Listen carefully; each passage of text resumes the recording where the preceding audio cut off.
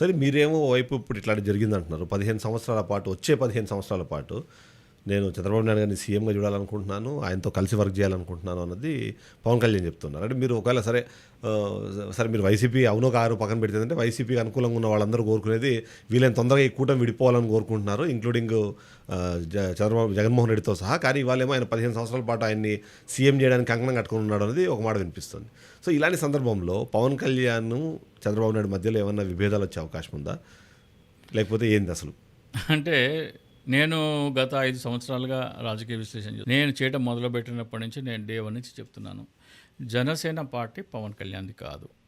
అది చంద్రబాబు నాయుడు చేత స్థాపించబడిన ఒక పార్టీ. కేవలం పవన్ కళ్యాణ్ దానికి బినామీ అధ్యక్షుడు.